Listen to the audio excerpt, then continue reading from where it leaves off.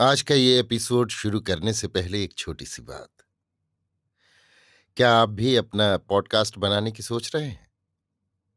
तो anchor try कीजिए। ये पॉडकास्ट बनाने का सबसे आसान तरीका है। नंबर एक, ये फ्री है। नंबर दो, इसमें कई सारे ऐसे टूल्स हैं जो आपको अपने फोन और कंप्यूटर पर रिकॉर्ड और एडिट करने की फैसिलिटी देते हैं। नंबर तीन, आप अपने पॉडकास्ट को डिस्ट्रीब्यूट भी कर सकते हैं, जिससे इसे स्पॉटिफाई और दूसरे प्लेटफॉर्म पर सुना जा सके।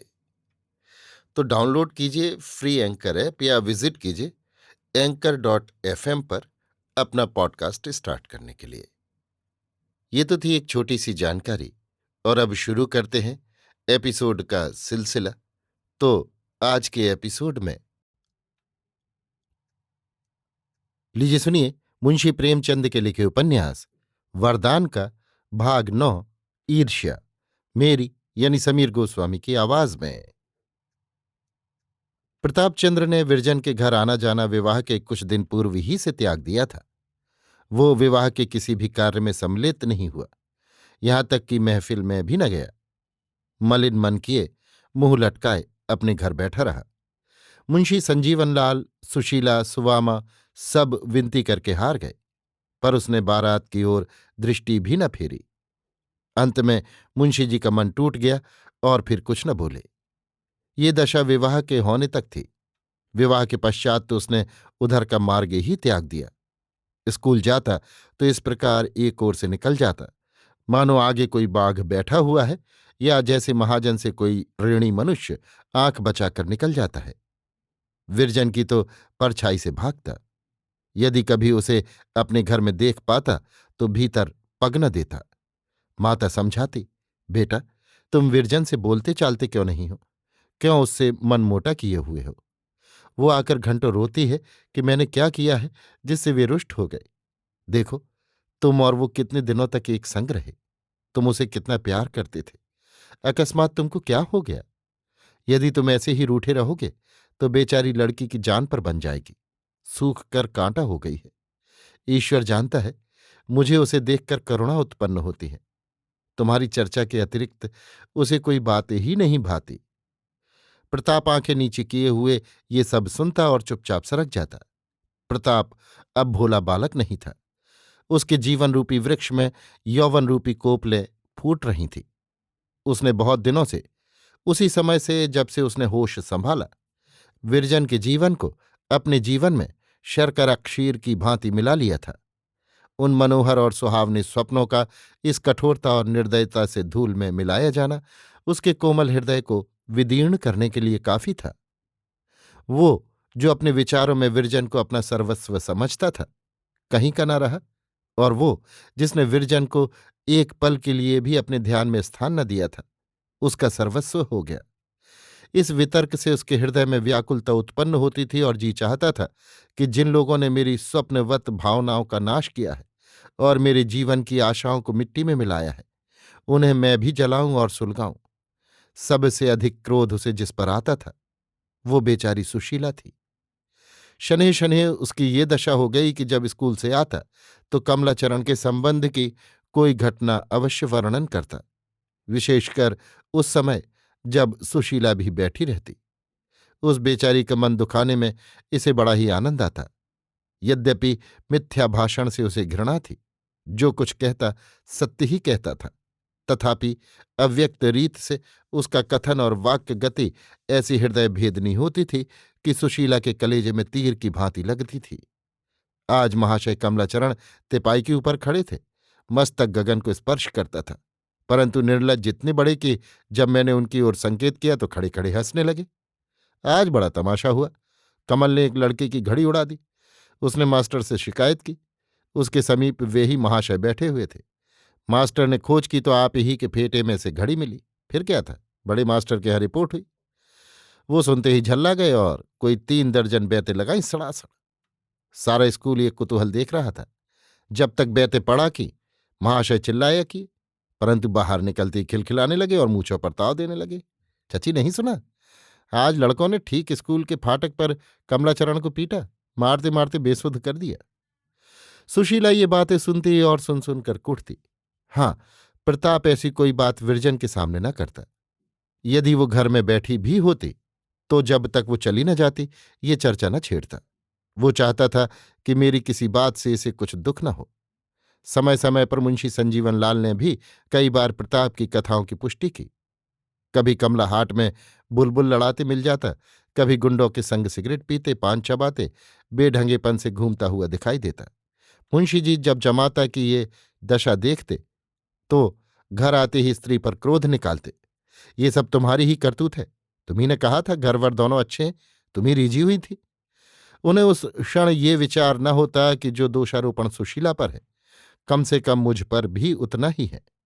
वो बेचारी तो घर में बंद रहती थी। उसे क्या ज्ञान था कि लड़का कैसा है। वो सामुद्रिक विद्या थोड़े ही पढ़ी थी। उसके माता पिता को सब देखा, उनकी कुलीनता और वैभव पर सहमत हो गई। पर मुंशी जी ने तो केवल अकर्मण्यता और आलस्य के कारण छानबीन न की। यद्यपि उन्हें इसके अनेक अवसर प्राप्त थे और मुंशी जी के अगणित बांधव इस भारतवर्ष में अब भी विद्यमान हैं जो अपनी प्यारी कन्याओं को इसी प्रकार नेत्र बंद करके कुएं में ढकेल दिया करते हैं। सुशीला के लिए विरजन से प्रिय जगत में अन्य वस्तु न थी। विरजन उसका प्राण थी, विरजन उसका धर्म थी और विरजन ही उसका सत्य थी। वही उसका प्राणाधार थी, वही उसके नयनों की ज्योति और हृदय का उत्साह थी। उसकी सर्वोच्च सांसारिक अभिलाषा ये थी कि मेरी प्यारी विरजन अच्छे घर जाए, उसके सास ससुर देवी देवता हों, उसका पति शिष्टता की मूर्ति और श्री रामचंद्र जी की भांति सुशील हो, उस पर कष्ट की छाया भी न पड़े। उसने मर मर कर बड़ी मिन्नतों से ये पुत्री पाई थी और उसकी इच्छा थी कि इस रसीले नयनों वाली अपनी भोली भाली बाला को अपने मरण पर्यंत आंखों से अदृश्य न होने दूंगी। अपने जामाता को भी यहीं बुलाकर अपने घर रखूंगी। विरजन के बच्चे होंगे, उनका पोषण करूंगी। जामाता मुझे माता कहेगा, मैं उसे लड़का समझूंगी।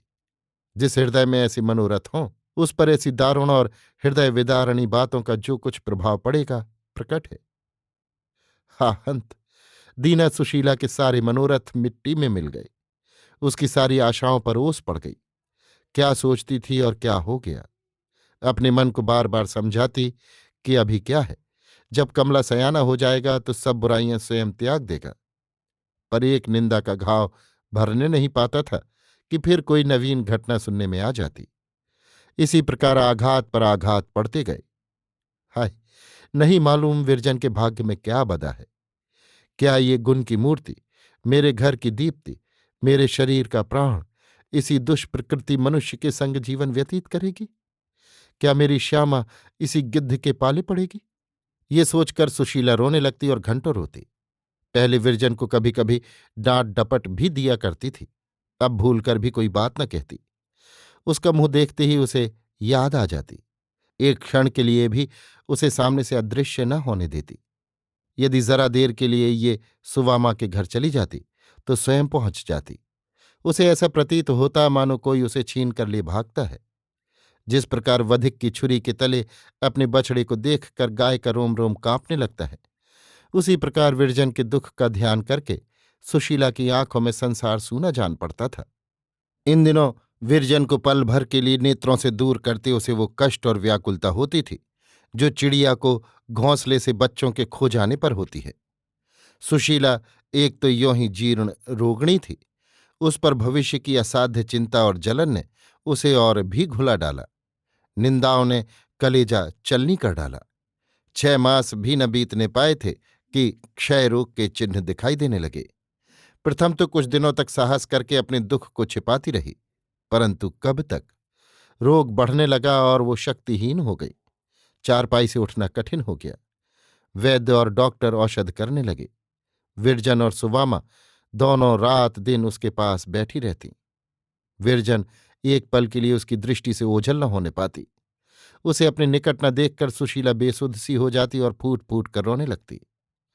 मुंशी संजीवन लाल पहले तो धैर्य के साथ दवा करते रहे, पर जब देखा कि किसी उपाय से कुछ लाभ नहीं होता और बीमारी की दशा दिन दिन निकृष्ट होती जाती है, तो अंत में उन्होंने भी निराश हो उद्योग और साहस कम कर दिया। आज से कई साल पहले जब सुवामा बीमार पड़ी थी, तब सुशीला ने उसकी सेवा शुश्रूषा में पूर्ण परिश्रम किया था। अब सुवामा की बारी आई। उसने पड़ोसी और भगनी के धर्म का पालन भली भांति किया। रुग्ण सेवा में अपने गृह कार्य को भूल सी गई। 2-2 3-3 दिन तक प्रताप से बोलने की नौबत न आती। बहुधा वो बिना भोजन किए ही स्कूल चला जाता, परंतु कभी कोई अप्रिय शब्द मुख से न निकालता। सुशीला की रुग्णावस्था ने अब उसकी द्वेषाग्नि को बहुत कम कर दिया था। द्वेष की अग्नि द्वेष्टा की उन्नति और सुदशा के साथ साथ तीव्र और प्रज्वलित होती जाती है और उसी समय शांत होती है जब द्वेष्टा के जीवन का दीपक बुझ जाता है।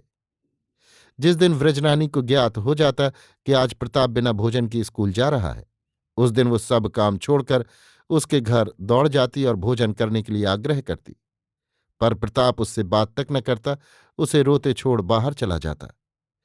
निस्संदेह वो विरजन को पूर्णतः निर्दोष समझता था, परंतु एक ऐसे संबंध को जो वर्ष 6 मास में टूट जाने वाला हो, वो पहले ही से तोड़ देना चाहता था। एकांत में बैठकर वो आप फूट फूट कर रोता, परंतु प्रेम के उद्वेग को अधिकार से बाहर न होने देता। एक दिन वो स्कूल से आकर अपने कमरे में बैठा हुआ था कि विरजन आई। उसके कपोल अश्रु से भीगे हुए थे और वो लंबी लंबी सिसकियां ले रही थी। उसके मुख पर इस समय कुछ ऐसी निराशा छाई हुई थी और उसकी दृष्टि कुछ ऐसी करुणोत्पादक थी कि प्रताप से रहा न गया। सजल नयन होकर बोला, क्यों विरजन, रो क्यों रही हो? विरजन ने कुछ उत्तर न दिया, वरन और बिलख बिलख कर रोने लगी। प्रताप का गांभीर्य जाता रहा। वो निसंकोच होकर उठा और विरजन की आंखों से आंसू पहुंचने लगा।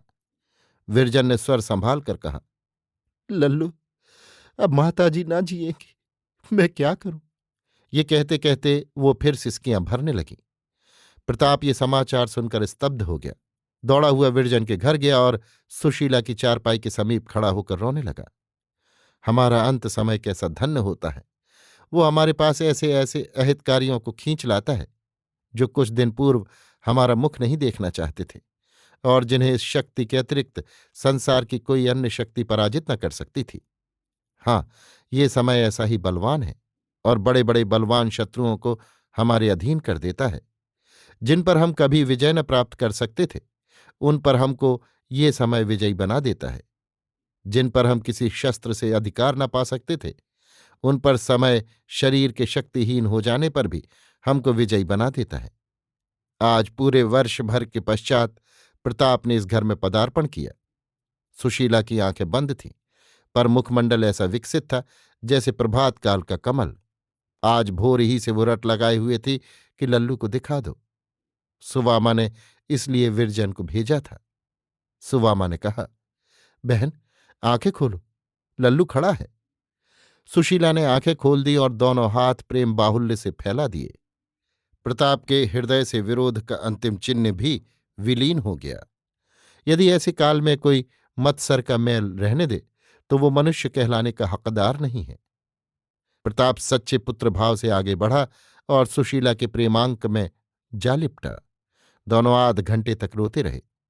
सुशीला उसे अपनी दोनों बाहों से इस प्रकार दबाए हुए थी मानो वो कहीं भागा जा रहा है। वो इस समय अपने को सैकड़ों धिक्कार दे रहा था कि मैं ही इस दुखिया का प्राणहारी हूं।